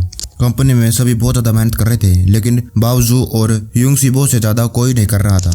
और मयंक आता है और कहता है कि पीकायन जो यूंग सीबो है वो ओवर टाइम कर रहा है। वो पीकायन को घबराने लगता है कि ये क्या, वो ओवर टाइम कैसे कर सकता है, मैंने इन सबको कहा था कि ओवर टाइम बिल्कुल नहीं करना है। और फिर मयंक कहता है कि मुझे लग रहा है शायद वो गेम खेल रहा है, और फिर वो शांत हो जाता है। वो कहता है कि कोई बात नहीं, गेम खेलने दो उसे, जितना ज्यादा वो गेम खेलेंगे उतना ज्यादा बिजली का बिल भी आएगा और उससे भी वो बहुत ज्यादा पैसे बर्बाद कर पाएगा। वो तो चाहता है कि जो उसके एम्प्लॉय हैं ज्यादा से ज्यादा अपना टाइम वेस्ट करे और ना ही उस गेम को बनाए। और जो उसका दोस्त था मयंक वो बहुत ज्यादा कंफ्यूज था क्योंकि जो पीकायन था अपने जो एम्प्लॉय थे उन लोगों को बस गेम खेलने को कह रहा था, जो असल काम गेम बनाने का था उसके लिए तो कुछ भी नहीं कह रहा था। और पीकायन कहता है कि ये एक गेम बनाने वाली कंपनी है और ये तो बहुत नॉर्मल बात है कि यहाँ पर आकर जो हमारे एम्प्लॉय है वो गेम नहीं खेलेंगे तो और क्या करेंगे, वो गेम खेलेंगे सीखेंगे तभी तो आगे बढ़ेंगे। और पीकायन सोचने लगता है कि जो मेरे एम्प्लॉय हैं वो ओवर टाइम कर रहे हैं और मैं उनको ओवर टाइम के बदले पैसे भी दे सकता हूँ, थोड़े और पैसे तो बर्बाद होंगे। और फाइल बनाकर मयंक को देता है और कहता है कि जो भी ओवर टाइम करेगा उनके पैसे बढ़ा दो। जो यूंग सीबो था वो लिस्ट बनाकर लाता है कि उसने सबसे ज्यादा कम पैसों का एक बजट बनाया है ताकि हम इसको गेम को आसानी से सस्ते में बना पाए। वो उस लिस्ट को देखता है, वो कहता है कि तो बहुत ज्यादा कम है, इतने में तो मैं अपने सारे के सारे पैसे कैसे वेस्ट कर पाऊंगा। वो कहता है कि इसे ले जाओ और जो भी इसमें पैसे हैं उन सभी को डबल कर दो। वो बहुत ज्यादा सरप्राइज था। वो कहता है कि ठीक है बॉस। पीकायन पूछता है कि आखिरकार इस गेम का नाम क्या होगा। उस गेम का नाम बता देता है और पीकायन सोचने लगता है कि ये तो एक फ्यूचर में फिल्म का नाम था और वो बहुत ज्यादा नुकसान में चली गई थी, और ऐसे मेरी ये गेम है ये भी बहुत ज्यादा नुकसान में हो जाएगी। और वो कहता है कि बहुत बढ़िया, ये नाम बहुत बढ़िया है और इसे यूज करना, मुझे ये पसंद आया। वो बहुत ज्यादा कंफ्यूज था लेकिन वो अपने बॉस का कहना कैसे टाल सकता था। और वह जो पीकायन था वो बहुत ज्यादा खुश था, अब की बार तो वो बहुत ज्यादा पैसे गवाएगा और बहुत ज्यादा पैसे भी कमाएगा इस सिस्टम से। और अब जितने के जितने एम्प्लॉय थे सभी गेम पर काम करना चालू कर देते हैं और जो लोग थे वो ओवर टाइम भी करते हैं। और अब हमें एक उनका एम्प्लॉय दिखाया जाता है जिसका नाम जाओ लू है और उसके पास यूंग शिबो आता है और वो कहता है कि इस गेम में ये बग है, वो क्या तुम इसे ठीक कर सकते हो, और अगर तुम इसे नहीं ठीक कर पाओ तो तुम बाओ से इसके बारे में बात कर सकते हो। वो एक प्रो गेमर है और उसे सब कुछ मालूम है गेम में कहाँ पर बग हो सकते हैं और उन्हें कैसे भी ठीक किया जा सकता है। यूंग साइबो अपने काम में पूरे मगन से लग जाता है और अपनी पूरी मेहनत करता है। वो एक बहुत बढ़िया गेम बनाना चाहता था कि जो पीकायन है वो बहुत ज्यादा खुश हो जाए, और वो ऐसा इसलिए करना चाहता था क्योंकि पहले कभी उसको इतना बड़ा टास्क नहीं मिला है इतनी सैलरी, बढ़िया सैलरी के साथ। और अब जब गेम का बजट भी डबल हो चुका है तो उसको और ज्यादा घबराहट हो रही है कि इतना ज्यादा पैसा लग गया है और गेम अगर बढ़िया नहीं हुई, नुकसान हो गया, वो मेरी जिम्मेदारी होगी। उसके फोन में मैसेज आता है, उसका सैलरी आ गया था। वो कहता है कि अभी तो 1 महीना भी नहीं हुआ है, आज तो बस 29 तारीख है और सैलरी महीने के पहली तारीख को मिलती है। और जो साहिबो था वो और ज्यादा चौंक जाता है क्योंकि उसे 5000 से ऊपर सैलरी मिली थी जबकि उसके तो 4000 बनते थे, और सोचने लगता है कि शायद जो कंपनी वाले हैं उनसे कुछ गलती हो गई है। वो तो 5 तारीख से काम करना शुरू करा था और आज 29 तारीख है और 21 दिन भी नहीं हुए हैं। और जिन हेलो वहीं से निकलती है। वो उसे रोकता है और कहता है कि मैं 1 मिनट बात कर सकता हूँ। वो उसे दिखाता है कि एक मिस्टेक हो गई है और मेरी सैलरी बहुत ज्यादा आ गई है। और जिन हेलो कहती है कि कोई मिस्टेक नहीं है, ये तुम्हारे ओवर टाइम के पैसे हैं और जितने घंटे तुम ओवर टाइम करते हो उतने पैसे तुम्हारे सैलरी में डाल दिए जाते हैं, और ये तुम्हारे लिए नहीं बल्कि जितने भी एम्प्लॉय ओवर टाइम करते हैं उन सभी के लिए लागू है। यूंग शिबो को ये विश्वास नहीं हो रहा था कि आखिरकार उन लोगों को ओवर टाइम के भी पैसे मिल रहे हैं। हम इतने दिनों से काम कर रहे थे उसके वो हमें पैसे दे रहा था। जो सारे के सारे वहाँ पर एम्प्लॉय थे वो बॉस पे को पसंद करने लग गए थे। और यूंग साहब अपने जो वहाँ पर लोग थे उन सभी को मोटिवेट करता है कि अब हमें अपनी पूरी मेहनत करनी है और इस गेम को बहुत बढ़िया बनाना है। और वो सभी के सभी लोग मोटिवेट होते हैं। और वहीं जो पेकायन था वो अभी भी सोच रहा था कि मैंने इतना पैसा बर्बाद कर दिया है, लेकिन ये अभी भी खाली क्यों नहीं हो रहा है। वो फिर से अपने दिमाग में मीटिंग बैठाता है कि उसे कोई प्लान सोचना होगा ताकि वो एकदम से अच्छे खासे पैसे गवा सके। मैंने बिल्डिंग खरीद ली, इतने महंगे कंप्यूटर खरीद दिए, एम्प्लॉय को भी महंगे दामों पर हायर कर लिया और उनको ओवर टाइम भी दिया, उनको भी दिया जो ओवर टाइम नहीं कर रहे थे। फिर भी जो पैसे हैं वो पूरे के पूरे इस्तेमाल नहीं हुए। और जो मेरी पत्ते वाली गेम थी वो भी अभी तक बहुत ज्यादा पैसे कमा रही है और प्रॉफिट में जा रहा हूँ मैं बार बार। और फिर उसे एक आइडिया आता है कि वो अपने जो लोग हैं उनको एक ट्रिप पर ले जा सकता हूँ और कम से कम उनको ले जाकर कई सारे लाख तो मैं वेस्ट कर सकता हूँ। ये बहुत अच्छा आइडिया है। अपने असिस्टेंट को कहता है कि हम एक ट्रिप पर जाएंगे और हम दूसरी गेमिंग कंपनी है उन्हें विजिट करेंगे और ये जो ट्रिप है 5 दिनों के लिए चलेगी और जितना भी खर्चा होगा वो मैं दूंगा, खाने से लेकर सोने तक का। वो असिस्टेंट सब कुछ ऑर्गेनाइज करने लगती है। थोड़ा सा हो जाता है कि आखिरकार वो कई लाख रुपए तो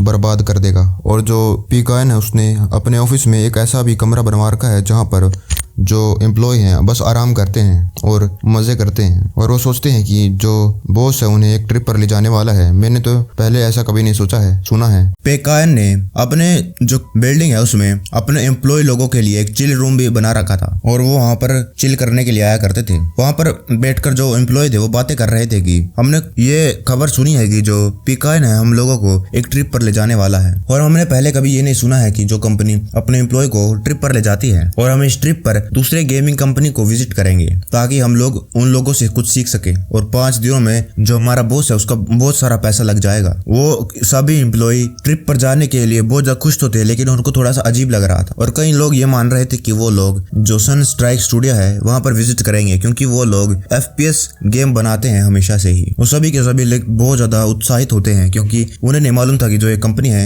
इतनी ज्यादा बढ़िया निकलेगी। और अगर वो किसी और कंपनी के लिए अभी तक काम कर रहे होते तो वो कभी भी ट्रिप पर नहीं जा पाते। हियोंग सिवो आता है और कहता है कि तुम लोगों को अपने काम पर ध्यान देना चाहिए ना कि ट्रिप पर। और अब वो बॉस को बहुत ज्यादा पसंद करने लगा है, इसलिए वो जितना हो सके बॉस के लिए अच्छा काम करना चाहता है। और जिन हैलो उसके असिस्टेंट उसके पास लिस्ट लेकर आती है कि उसका 5 दिनों का पूरे ट्रिप का खर्चा कितना होगा। वो कहता है कि ये तो बस 1.5 लाख है और ये तो उसके लिए कुछ भी नहीं है। और ऐसे वो अपने मिशन के जितने पैसे मिले हैं उसे कैसे खर्च करेगा। और जिन हैलो कहती है कि ये सभी के सभी रूल के अकॉर्डिंग है और सभी टिकट का खर्चा और होटल का सभी खर्चा है इसमें। और पिकायन सोचने लगता है कि वो अपने एम्प्लॉय को फर्स्ट क्लास सीट दिलवाएगा, लेकिन जो सिस्टम था उसे वार्निंग दिखाने लगता है कि तुम ये जानबूझ के कर रहे हो और ऐसे तुम चीटिंग नहीं कर सकते हो। और अपने मन में सोच रहा था कि ये तो बहुत ज्यादा सस्ता हो रहा है और मैं अपने सारे के सारे पैसे को अब कैसे खर्च कर पाऊंगा। ट्रिप का दिन आ जाता है, लेकिन उससे ये ट्रिप पहले हो पाता। जो सन स्ट्राइक कंपनी है उसको ये पहले मंजूर करना था कि हम उनके वहां पर आ सकते हैं। और हमें जाओ मुलान जो सन स्ट्राइक स्टूडियो है उस कंपनी का मैनेजर दिखाया जाता है। उसको कई सारी चीजों के बारे में परवाह नहीं है, लेकिन वो अपनी कंपनी को और ज्यादा इंप्रूव करना चाहता है। उसकी असिस्टेंट उसको बताती है कि जो टेंगडा कंपनी है वो हमारे यहाँ पर एक दिन के लिए आना चाहती है। पहले वो मना करने के बारे में सोचता है क्योंकि उसने पहले ये कभी नहीं सुना था कि कभी दूसरी कंपनी सीखने के लिए किसी दूसरी कंपनी के यहाँ पर ट्रिप पे जाती है। लेकिन फिर उसे पता चलता है कि जो ये कंपनी है ये वही कंपनी है जिसने गोस्ट जनरल नाम का वो ताश वाला गेम बनाया था। और फिर वो थोड़ा सा इंटरेस्टेड हो जाता है क्योंकि जो अब ये ताश वाली गेम थी अभी बहुत ज्यादा सक्सेसफुल हो रही है और वो अच्छे खासे पैसे कमा रही है। और उस कंपनी के बॉस से अच्छा खासा वो नेटवर्क बनाना चाहता है और उसने ये सब कैसे किया ये भी वो जानना चाहता था और उससे उसका बहुत ज्यादा फायदा हो सकता है, इसीलिए वो मान जाता है। और फिर जो उसकी सेक्रेटरी थी उसको एक लिस्ट बना कर देती है और कहती है कि इनमें से आप किस किस को इस कंपनी में से निकालना चाहते हैं। वो कहता है बस लिन वान को छोड़कर सभी को निकाल दो। और सेक्रेटरी सोचने लगती है कि आखिरकार ये जो लिन वैन है वो क्यों नहीं निकाली गई। वो अपने ऑफिस में आ जाता है और वो अपनी सिचुएशन जो लिन वान है उसके बारे में सोचने लगता है। उसको दुख हो रहा है क्योंकि उसने उसको कंपनी में रख लिया है और अब उसको कंपनी से नहीं निकाल सकता है। और अब हमें पता चलता है कि इसके दादाजी ने उसे उस लड़की को भेजा था और उसका ख्याल रखने को कहा था। और उसका जो ग्रैंडफादर है वो बहुत ज्यादा सक्सेसफुल है, लेकिन वो दूसरी कंपनी में है और ये उस कंपनी के साथ अच्छा रिलेशनशिप बनाना चाहता है, लेकिन वो नहीं निकाल सकता है, लेकिन वो खुद छोड़कर जा सकती है। इसीलिए वो उसको दिखाता है कि जो गेमिंग इंडस्ट्री है वो कितनी ज्यादा गंदी है, गेम बनाने के लिए कितनी ज्यादा मेहनत करनी पड़ती है। लोग 24 घंटे काम करते हैं, अपना खून पसीना एक कर देते हैं और जो लिन होगी इसके बाद खुद ही अपने अपने आप ये नौकरी छोड़ देगी। ट्रिप का दिन आ जाता है। मयंक और पीकायन एक बड़े लग्जरियस घर में थे। पीकायन उसको कुछ रूल बताता है जो उसे फॉलो करना है और मयंक कहता है कि मुझे नहीं मालूम, मैं तुम्हें बॉस कैसे कहूंगा, तुम तो मेरे जिगरे यार हो यार। और पीकायन कहता है कि तुम मेरे सबसे वैल्यूएबल एम्प्लॉय हो और मैं तुम्हें इस कंपनी के सारे सीक्रेट बताऊंगा, और अगर उन लोगों को पता चल गया कि तुम मेरे दोस्त हो तो वो तुम्हारे साथ कोई जो बातें हैं वो नहीं बताएंगे और इनसे हमें बहुत सारा नुकसान भी हो सकता है। और मयंक कहता है कि ये तो बकवास आइडिया है क्योंकि हमारी कंपनी में कोई सीक्रेट है ही नहीं जो छुपाया जाए और मेरे पास भी कोई ऐसी बात नहीं है जो तुम्हें बतानी चाहिए। और पीकायन कहता है कि कल जब हम उनकी कंपनी पर जाएंगे तो जो भी सवाल होगा वो तुम ही पूछोगे। उसका कोई भी इंटरेस्ट नहीं था उस कंपनी में, वो तो बस वहाँ पर पैसे बर्बाद करने के लिए जा रहा था और जो भी लोकेशन वहाँ वो जाने वाले थे वो सभी के सभी उसकी सेक्रेटरी ने सिलेक्ट कर रखी थी। और जब सारे के सारे एम्प्लॉय जो सन स्ट्राइक स्टूडियो है उस बिल्डिंग को देखते हैं तो वो सभी के सभी बहुत ज्यादा खुश हो जाते हैं। वो कंपनी बहुत ज्यादा बड़ी थी। वो लोग सोच रहे थे कि भाई ये जो कंपनी है, वो लोग कहने लगते हैं कि जो ये कंपनी है इन्होंने 5 महीने की सैलरी अपने एक एम्प्लॉय को दे दी थी बस एक प्राइज के रूप में। और मैंने तो ये भी सुना है कि एक एम्प्लॉय को प्राइज के रूप में एक स्पोर्ट कार भी मिली थी। और पीकायन भी देखने लगता है कि ये जो बिल्डिंग है बहुत बड़ी है और अगर मैं भी एक बिल्डिंग बनाता तो मेरा भी बहुत ज्यादा पैसा वहीं पर लग जाता, कितना अच्छा होता। उसकी सेक्रेटरी आती है उस कंपनी के एक वर्कर के साथ और वो दोनों आपस में अपना परिचय देते हैं। वो बताता है कि मैं ही आप लोगों को सारी कंपनी में घुमाऊंगा। और जो जाओ था उस कंपनी का बॉस वो भी उनके मिलने के लिए तैयार था। और वो देखता है कि जो टेंगड़ा कॉर्पोरेशन का बॉस था वो इतना ज्यादा यंग और जवान था। वो दोनों हाथ मिलाते हैं और देखने लगता है कि जो ये पीकायन कपड़े पहना हुआ है ये कम से कम 5 लाख के तो ऊपर है। वो ये कितना जवान है और कितना अमीर लग रहा है और वो पक्का ही कोई अमीर फैमिली का लड़का है। वो बंदा कहता है कि चलो फिर हम यहाँ पर एक टूर दिखा दे तुम लोगों को। जो बॉस जाओ था वो अपनी कंपनी पर बहुत ज्यादा प्राउड करता था कि उन्होंने इतनी बड़ी कंपनी खड़ी कर ली है और इतना बढ़िया सेटअप बना रखा है। और वो उन्हें जो अपना वीडियो और साउंड रूम है वहाँ दिखाते हैं। यहाँ पर वो अपनी गेम के लिए साउंड इफेक्ट और म्यूजिक रिकॉर्ड करते हैं और फिर वो एक रूम में ले जाते हैं जहाँ पर वहाँ पर कई सारे लैपटॉप होते हैं और यहाँ पर वो लोग गेम डिजाइन के बारे में सेशन लेते हैं, सीखते हैं। और वो एक कॉस्ट्यूम को दिखाते हैं। वो कहते हैं कि हमारे गेम में एक बहुत बढ़िया कॉस्ट्यूम था और एक सेलिब्रिटी ने भी ये कॉस्ट्यूम क्यों पहना था। और फिर वो उनको जो चिलिंग रूम है वहाँ पर ले गया और ये रूम बहुत ज्यादा छोटा था जो उनके टेंगड़ा कॉर्पोरेशन में है। ये इतना छोटा है, यहाँ पर बस एक ही सोफा है और थोड़ा सा ही खाने पीने का सामान है और एक छोटा सी टीवी स्क्रीन। और इनके एम्प्लॉय इतनी बढ़िया लग्जरियस में रहते हैं इसीलिए उनको ये छोटी सी कमरा देखकर बहुत ज्यादा अजीब सा लग रहा है। जो बॉस जाओ था वो भी थोड़ा सा अंदर डिप्रेशन में चला गया कि ये लोग मेरी कंपनी को देखकर कोई रिएक्शन क्यों नहीं दे रहे हैं, क्या ये लोग इसमें इंटरेस्टेड नहीं है, इनको ये अच्छा नहीं लगा क्या।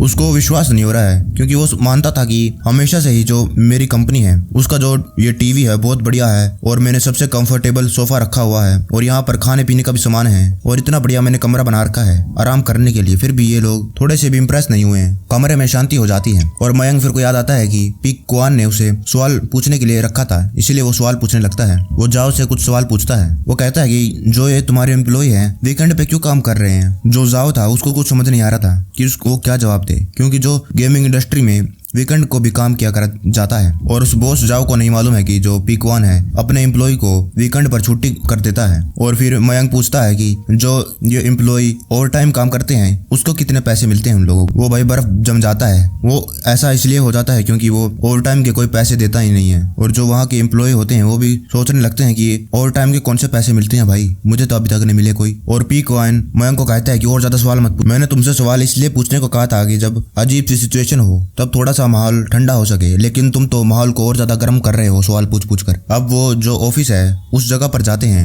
जहाँ पर वो सभी लोग एम्प्लॉय काम कर रहे थे। और जब वो लोग वहाँ पर जा रहे थे वो लोग बातें करने लगते हैं कि जो ये ऑफिस है बहुत ज्यादा छोटा है और यहाँ पर बहुत ज्यादा भीड़ सी हो रही है मुझे। और जो वहाँ का बॉस जाओ था वो फिर से शौक हो जाता है कि आखिरकार मैंने अपने लोगों को इतनी अच्छी जगह दे रखी है खुला। फिर भी ये लोग कहते हैं कि ये बहुत भीड़ भड़का है। और ह्यूंग शिबो उसको कहता है कि ऐसा नहीं है कि जो ये ऑफिस है ये छोटा है, जो हमारा टेंगड़ा कॉर्पोरेशन का ऑफिस है वो कुछ ज्यादा ही बड़ा है इसके हिसाब से, इसलिए हमें ऐसा लग रहा है। और फिर आ जाता है वहाँ पर वो मीटिंग करते हैं और आपस में कुछ बातें करने लगते हैं। जो ह्यूंग साइबो होता है उसे स्पीच देनी होती है। वो शिबो कहने लगता है कि जो हमारी कंपनी ने घोस्ट जनरल गेम बनाई है वो कितनी ज्यादा अच्छी है, जो हमारे बॉस ने उसमें अंदर डिजाइन बनवाए हैं और इसके अंदर बहुत कम मोनेटाइजेशन के ऑप्शन है, ना ही उसमें कोई ऐड है, बस एक ही चीज हम उसमें खरीद सकते हैं।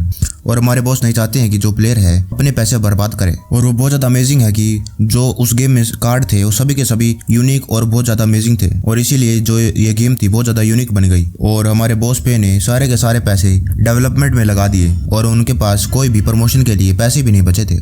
और फिर उन्होंने जो आर्टिस्ट लोगों है उनकी मदद ली, तब जाके ये गेम इतनी ज्यादा सक्सेसफुल हो गई बिना कोई प्रमोशन के, पर पैसे लगाए। और वो कहता है कि जो हमारा बॉस है बहुत ज्यादा जीनियस, और जो पी कायन था उसे कुछ समझ नहीं आ रहा था कि वो सोच रहा था कि जो यूंग साइबो है उसे लग रहा था कि मैंने जो सारी की सारी चीज करी है जानबूझकर करी है। वो तो बस उस गेम को बहुत ज्यादा घटिया बनाना चाहता था ताकि कोई भी उसको ना खेले। उसके बाद जो उस कंपनी का बॉस है वो स्पीच देने के लिए जाता है और कहता है कि हम एक नई गेम को तैयार कर रहे हैं। वो एक FPS गेम है, उसका नाम है बुलेट होल। और वो पी कायन की तारीफ करता है कि बिना कोई प्रमोशन के उसने इतनी सक्सेसफुल गेम बना दी। और फिर वो उनको बताता है कि हम FPS बुलेट होल गेम बना रहे हैं और वो बहुत ज्यादा हम बढ़िया बनाने की कोशिश कर रहे हैं, और हम उसे ऐसा बना रहे हैं कि वो काउंटर स्ट्राइक जैसी लगे। और उस गेम के अंदर जो प्लेयर हो गए वो गेम की गन की स्किन, कपड़े वपड़े और बाकी चीज भी खरीद पाएंगे। और मैंने प्रोफेशनल जो सोल्जर हैं उन लोगों को भी हायर करा है ताकि वो हमें और ज्यादा रियल चीजें बता सके और हम उस चीजों को गेम में डाल सके।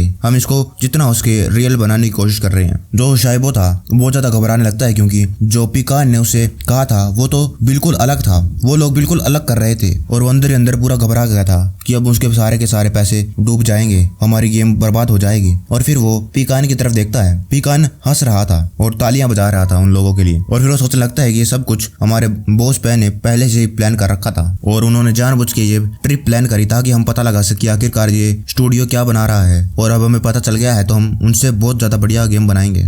और जो पिकान था वो दरअसल किसी और बात के लिए बहुत ज्यादा खुश था। उसे लग रहा था कि जो ये स्टूडियो है इतनी अच्छी गेम बनाएगी और हमारी गेम उनके सामने चलेगी नहीं और बर्बाद हो जाएगी। मीटिंग खत्म हो जाती है और वो बातें करके चले जाते हैं। और तभी वो लिन वे आ जाती है जिसको जो इस बॉस है उसने फायर नहीं करा था अपने दादा की वजह से, और उसे पूछती है कि पी क्वान आखिरकार तुम गेम क्यों बनाना चाहते हो। वो कहना तो चाहता था कि वो पैसे कमाना चाहता है, लेकिन वो ये नहीं कहता है। वो कहता है कि मुझे गेम से बहुत ज्यादा लगाव है और मुझे उससे बहुत ज्यादा प्यार है। और फिर वो पूछती है कि आखिरकार तुम अपने जो एम्प्लॉय है उनको कैसे रखते हो। वो कहता है कि हम अपने एम्प्लॉय को ओवर टाइम देते हैं, लेकिन मैं नहीं चाहता हूँ कि वो ओवर टाइम काम करे, और मेरी कंपनी एक फैमिली की जैसी है और मैं किसी को भी नौकरी से नहीं निकालूंगा। हाँ, उन लोगों को जरूर निकालूंगा जो ज्यादा काम करेंगे। और वो उसको थैंक यू कहकर चली जाती है। और पिकान को कुछ समझ नहीं आ रहा था। जब वो अपने ऑफिस में कुछ काम कर रहा था और लीवे आ जाती है और वो कहती है कि मैं नौकरी छोड़ना चाहती हूँ। वो अंदर से बहुत ज्यादा खुश हो जाता है क्योंकि वो यही चाहता था कि जो लीवे है वो गेमिंग इंडस्ट्री से चली जाए। और जब कहता है कि क्या तुम गेमिंग इंडस्ट्री को छोड़ रही हो,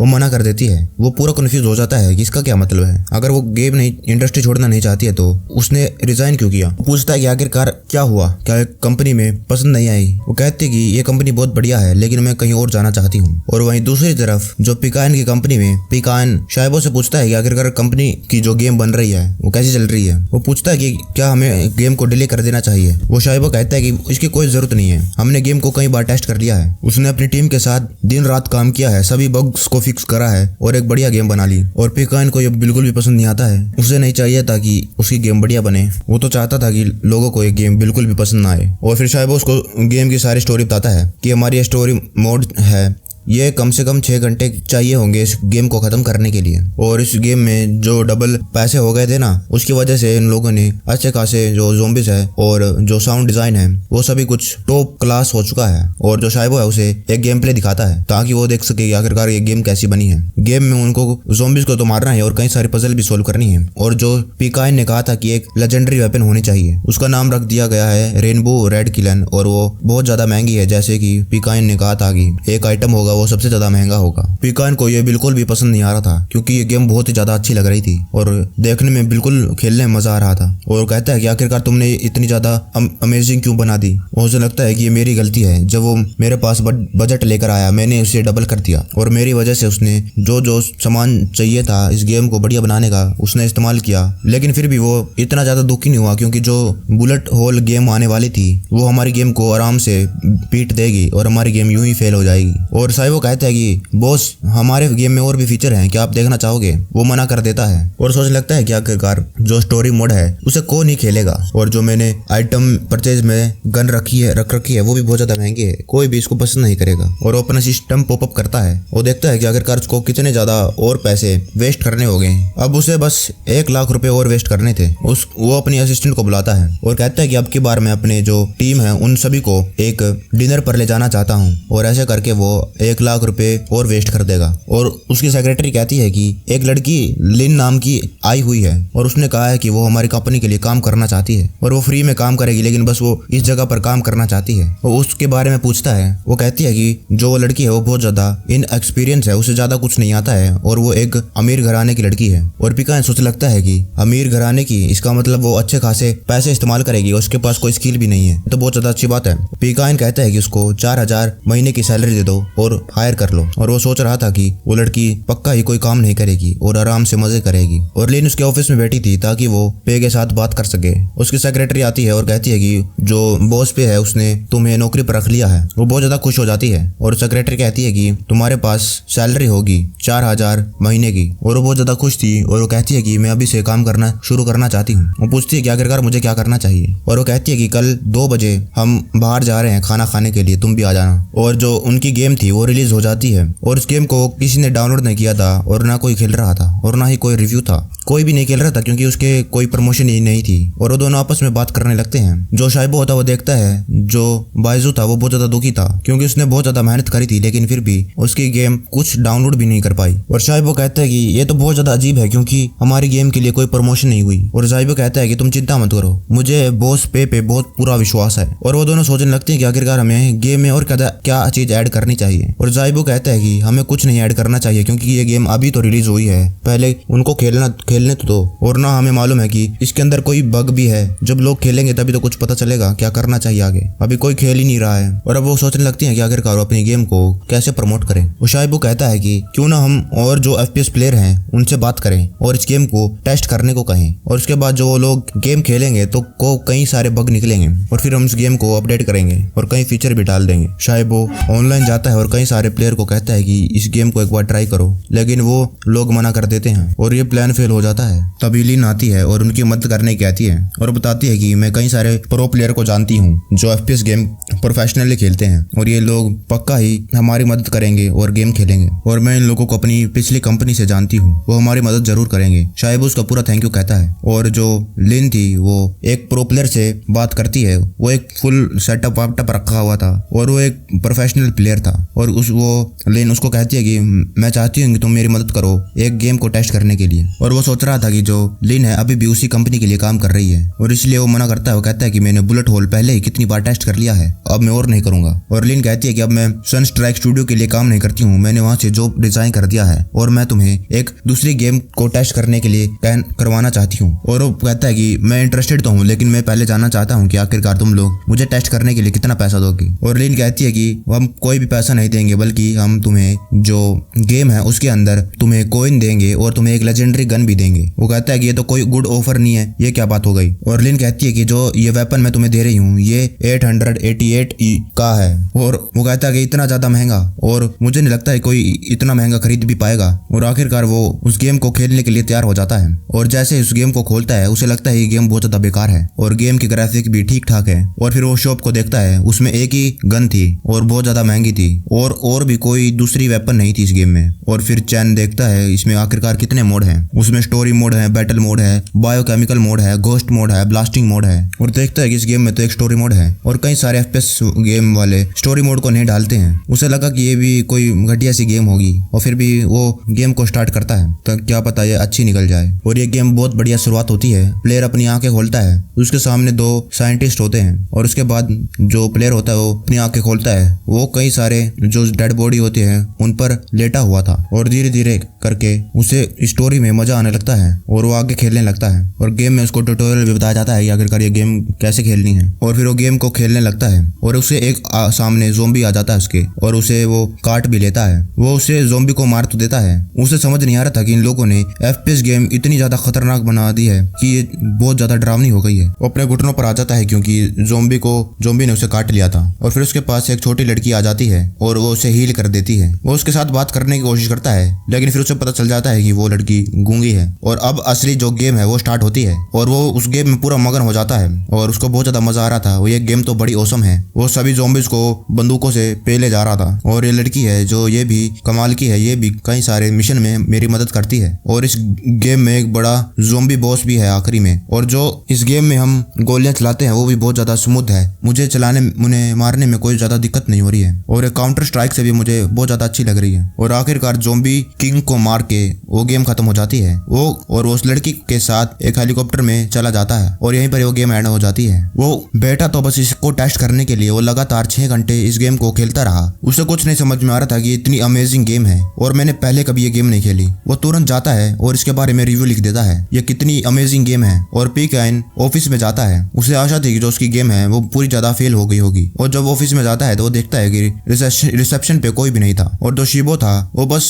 अपने लैपटॉप पर बैठा हुआ था। वो अजीब सा मुंह बनाए रखा हुआ था और सभी के सभी लोग अजीब सा व्यवहार कर रहे थे। कोई भी मेरे पास अभी तक मुझसे मिलने के लिए भी नहीं आया। जो साइबू था वो बस एक पौधे को देख रहा था। वो सोच रहा था कि वो सभी के सभी लोग दुखी हैं क्योंकि जो गेम है वो बहुत ही ज्यादा खराब बनी है और कोई भी नहीं खेल रहा है। लेकिन वो अंदर से थोड़ा सा खुश था क्योंकि आखिरकार उसकी गेम फेल हो गई है और वो मोटा पैसा कमाएगा वो। और वो जब फिर देखते हैं कि बॉस पे आ गया है वो सभी उसके लिए चीयर करने लगते हैं। उसे कुछ समझ नहीं आ रहा था कि आखिरकार हो क्या रहा है। और शिबो उसके पास आता है और उसे बताता है कि हमारी गेम बहुत ज्यादा सक्सेसफुल हो गई है और उसने बुलेट होल गेम को भी पीछे कर दिया है। हमारा बंदा भाई बहुत ज्यादा डिप्रेशन में चला गया है, हर बार हार जाता है। वो कहता है कि आखिरकार तुम्हारा क्या मतलब है, ये गेम पॉपुलर कैसे हो गई। और शायबो कहता है कि हमारी गेम ने सारे रिकॉर्ड तोड़ते हैं, सभी के सभी लोग इस गेम को बहुत ज्यादा पसंद कर रहे हैं और हमारी गेम ने बुलेट होल को बिना कोई दिक्कत के हरा दिया। और वो लोग ड्रिंक निकालते हैं, सेलिब्रेट करने लगते हैं। लेकिन उसको खुद नहीं समझ में आ रहा था कि आखिरकार ये दोबारा से क्यों होने लग गया है। और अब की बार तो उसकी गेम और ज्यादा सक्सेसफुल हो गई है। उसके बाद वो अपने ऑफिस में जाता है और शायबो सोचता है कि लगता है बॉस पे बहुत ज्यादा खुशी है